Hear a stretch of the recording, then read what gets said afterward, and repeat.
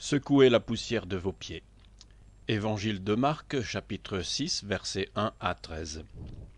Jésus partit de là et se rendit dans sa patrie. Ses disciples le suivirent. Quand le sabbat fut venu, il se mit à enseigner dans la synagogue. Beaucoup de gens qui l'entendirent étaient étonnés et disaient « D'où lui viennent ces choses? Quelle est cette sagesse qui lui a été donnée? Et comment de tels miracles se font-ils par ses mains? N'est-ce pas le charpentier, le fils de Marie, le frère de Jacques, de Jose, de Jude et de Simon? Et ses sœurs ne sont-elles pas ici parmi nous ?» Et il était pour eux une occasion de chute. Mais Jésus leur dit « Un prophète n'est méprisé que dans sa patrie, parmi ses parents et dans sa maison. » Il ne put faire là aucun miracle, si ce n'est qu'il imposa les mains à quelques malades et les guérit. Et ils s'étonnaient de leur incrédulité. Jésus parcourait les villages d'alentour tout en enseignant. Alors, il appela les 12 et il commença à les envoyer 2 à 2 en leur donnant pouvoir sur les esprits impurs.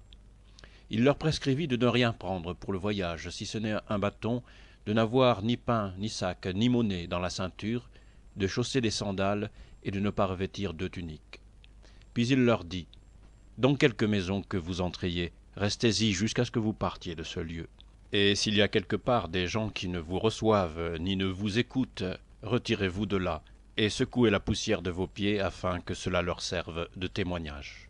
Tous ceux qui ne vous recevront pas, dit Jésus à ses apôtres, et qui ne vous écouteront pas, en partant de là, secouez la poussière de vos pieds en témoignage contre eux. Et nous, disciples du même Maître, lorsque nous rencontrons des hommes qui refusent d'entendre nos exhortations chrétiennes, que faisons-nous à leur égard? Nous les déclarons des pécheurs endurcis. Nous nous irritons contre eux. Et si nous ne transformons pas nos appels repoussés en injures, du moins nous retirons-nous avec une vivacité bien autrement significative que le calme et silencieux départ des apôtres, secouant la poussière de leurs pieds, en témoignage contre une maison ou une ville. Avons-nous donc plus à cœur de faire accepter l'Évangile que ne le demande Jésus-Christ? Non, certainement. Pourquoi donc cette irritation contre quiconque ne cède pas à notre activité chrétienne?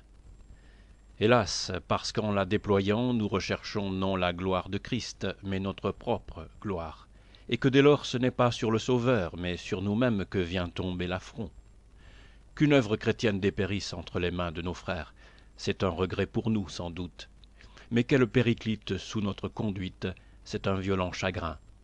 Ainsi, nous ne sommes guère étonnés de voir tous les dimanches des centaines d'auditeurs sortir d'une église sans avoir été convertis, et nous sommes confondus de surprise que telle personne ne soit pas encore rendue aux puissantes raisons que nous lui avons données pour croire et se convertir. Ces milliers d'âmes qui résistent à l'influence de la prédication publique, sont-elles donc moins précieuses que la seule qui repousse nos paroles? Notre éloquence, nos efforts, sont-ils plus grands que ceux du prédicateur, frappant depuis des années sur les mêmes cœurs et les trouvant toujours durs et froids? Non, non, répétons-le, nous sommes irrités de ce que l'incrédule résiste non pas à l'Esprit Saint, mais à nous, et nous sommes moins chagrins de la perte des âmes que de la perte de nos travaux. Ah, si nous avions plus à cœur l'œuvre de Dieu et le bien spirituel de nos frères, nous trouverions bien d'autres moyens de les poursuivre. À la parole chrétienne restée vaine, nous ferions succéder le calme, la charité active, la douceur, le support, et par notre vie nous gagnerions ce que n'ont pas touché nos discours. La vie chrétienne est un argument auquel on ne résiste pas. Il ne convainc pas l'esprit, mais il frappe le cœur, et tôt ou tard il se fait accepter. L'incrédule qui refuse de vous entendre parler ne peut refuser de vous voir agir.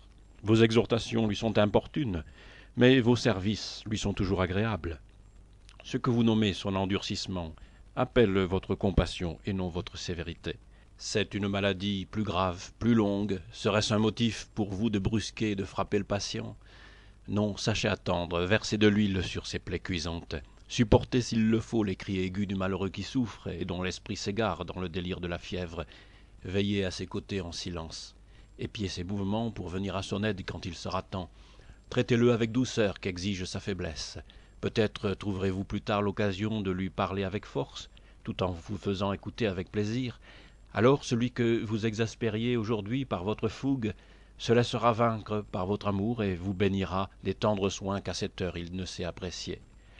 C'est le triomphe du chrétien de consentir à être méconnu tout en continuant à se dévouer, comme Jésus au milieu des mépris, s'est encore dévoué, et comme aujourd'hui il attend avec patience le pécheur inconverti.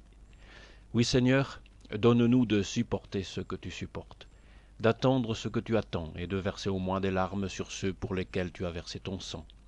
Purifie notre zèle, augmente notre charité, que ce soit toi et non pas nous, ta gloire et non la nôtre que nous cherchions dans nos efforts pour avancer sur la terre ton règne bienheureux.